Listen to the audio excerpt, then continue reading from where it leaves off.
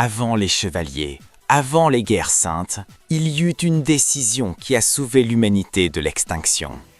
Les armures d'Athéna, forgées dans le désespoir d'une déesse, créées par une civilisation perdue, nourrie par le sang et le cosmos de générations entières.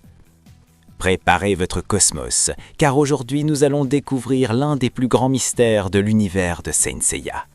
Vous êtes-vous déjà demandé d'où venaient les armures que Seiya, Shiryu et les autres portent?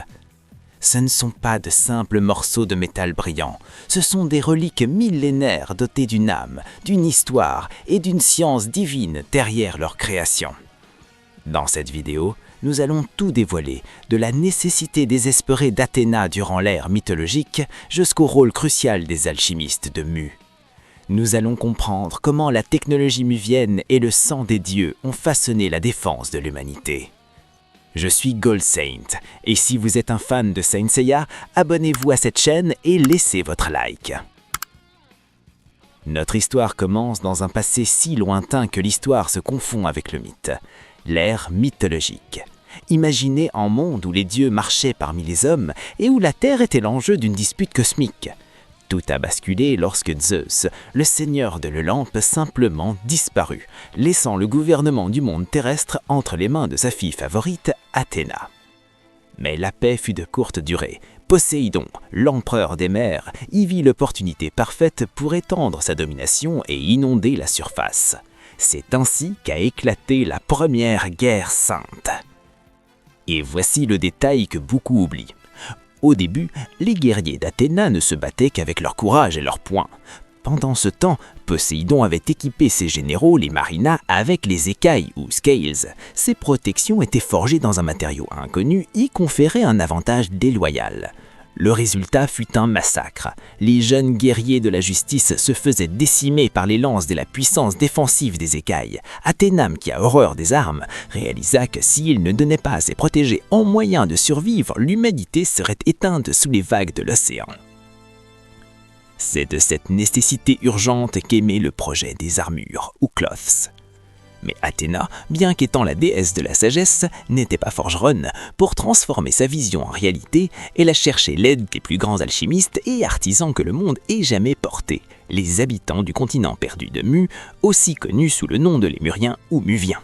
Ces Muviens étaient une race distincte, des êtres aux capacités paranormales très élevées. Connus pour leur longévité et par ce trait physique caractéristique, 2 points sur le front à la place des sourcils. Si vous avez pensé à Mu du Bélier, au grand Pop Chion ou au petit Kiki, vous avez vu juste. Ils sont les derniers descendants de cette lignée de maîtres forgerons. À cette époque, la civilisation muvienne était à l'apogée de son savoir technologique et spirituel, étant les seuls capables de manipuler l'énergie vitale et les minéraux les plus rares de la Terre. La légende raconte, dans les registres les plus anciens du sanctuaire, que les Muviens n'ont pas travaillé seuls. Certains récits suggèrent qu'Héphaïstos lui-même, le forgeron officiel des dieux de l'Olympe, a fourni le savoir de base, ou peut-être les outils divins pour que les 88 armures soient forgées. Ce partenariat entre la sagesse d'Athéno, le génie technique muvien et l'inspiration d'Héphaïstos a abouti à quelque chose qui n'a plus jamais été répliqué. Mais de quoi exactement ces armures sont-elles faites? Elles ne sont ni de fer, ni de bronze, ni d'or ordinaire. La recette muvienne implique 3 composants fondamentaux qui les rendent uniques. Le premier est l'orichalque, le métal légendaire qui, selon les histoires, venait de l'Atlantide elle-même. L'orichalque possède la propriété unique de stocker et d'amplifier l'énergie vitale et les minéraux les plus rares de la Terre. Le second est le gamanium, considéré comme le matériau le plus dur et résistant de l'univers, garantissant que l'atonie supporte des impacts à la vitesse de la lumière.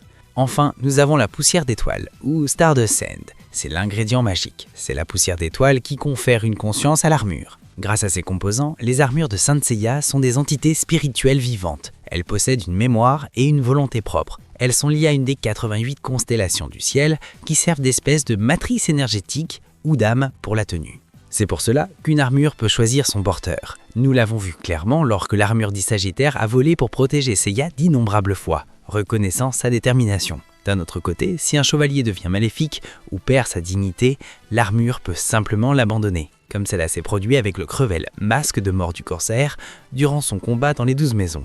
La tenue s'est détachée de son corps car elle n'acceptait plus d'être utilisée pour commettre des atrocités. Cette nature vivante signifie aussi que les armures peuvent mourir ou entrer dans un état d'hibernation profonde si elles sont excessivement damagées. Lorsque les fissures deviennent trop graves, l'orichalque dit le gamanium perdent leur connexion spirituelle. Pour les raviver, un marteau et une enclume ne suffisent pas. Le sacrifice est nécessaire. Un chevalier doit offrir une quantité significative de son sang pour bénir et tenue, guérissant l'âme de l'armure avec l'essence de son propre cosmos. C'est ainsi que Mu du Bélier a restauré les armures de bronze au début de la saga. Et c'est le sang des chevaliers d'or qui a permis aux vêtements de Seiya et ses amis d'évoluer vers des formes plus puissantes. La hiérarchie des armures, bronze, argent et or, reflète non seulement le niveau de protection, mais aussi la quantité de lumière solaire qu'elles peuvent absorber. Celles d'or sont les plus parfaites, car elles sont situées sur l'écliptique solaire, recevant l'éclat maximum du soleil depuis les temps mythologiques.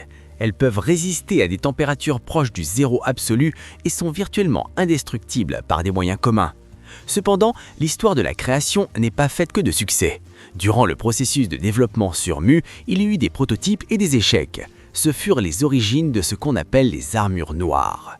Créées par des forgerons qui ne suivaient pas les préceptes d'Athéna ou qui ont échoué à harmoniser les tenues avec les véritables constellations, ces armures étaient puissantes, mais vides d'esprit.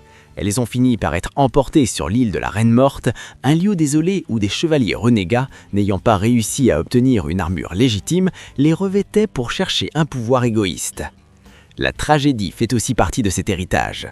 Durant l'ère mythologique a eu lieu la gigantomachie, la terrible guerre entre les dieux olympiens et les gigas.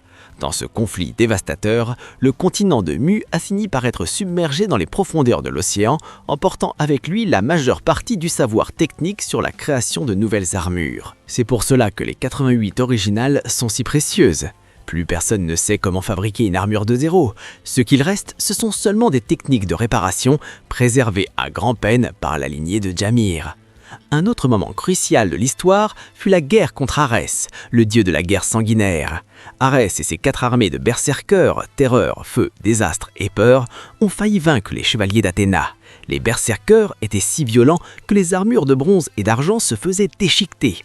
C'est dans cette crise qu'Athéna, pour la première et unique fois, a permis aux chevaliers de la balance d'utiliser les 12 armes intégrées à son armure d'or. Ces armes, faites du même matériau divin, furent capables de renverser la situation, montrant que le pouvoir de ces vêtements voit bien au-delà de la défense, ce sont des outils d'équilibre cosmique. Au fil des siècles, les armures ont été témoins d'innombrables générations de héros. Des personnages comme Chion du Bélier, qui a survécu à la guerre sainte du XVIIIe siècle et est devenu le grand Pope, ont dédié des siècles de leur vie pour garantir que ces tenues soient prêtes pour la prochaine génération. Mug lui-même, qui vit isolé dans les montagnes de Jamir, est le gardien de cette tradition de réparation, étant le seul homme sur Terre capable de lire les étoiles et le métal pour restaurer la gloire d'une tenue tombée en combat. Il est fascinant de penser que, lorsque Seiya revêt l'armure de Pégase, il n'utilise pas seulement un équipement de protection. Il revêt des millénaires d'histoire, le sacrifice des alchimistes muviens, l'espoir d'Athéna et l'énergie d'une constellation.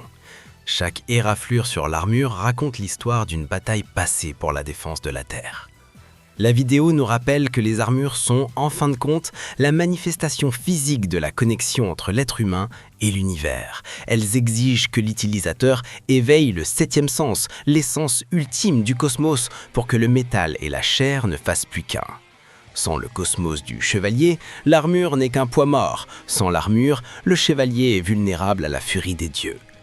En résumé, l'origine des armures d'Athéna est un mélange épique de mythologie grecque, de science-fiction alchimique et de drame historique. Elles sont nées du désespoir d'une déesse qui aimait les humains, ont été forgées par le génie d'une race éteinte sur un continent perdu et continuent de vivre, attendant ceux qui possèdent le feu de la justice dans leur cœur. Elles sont le plus grand héritage de l'ère mythologique et la preuve que même face à des dieux tout-puissants, l'humanité, équipée du savoir et de la foi, peut accomplir l'impossible et protéger l'avenir.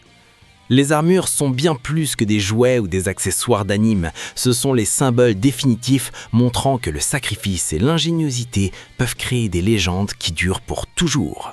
Si vous voulez approfondir encore plus l'univers des Chevaliers du Zodiaque, abonnez-vous à la chaîne et laissez votre like. Et faites partie du plus grand sanctuaire de tous les chevaliers.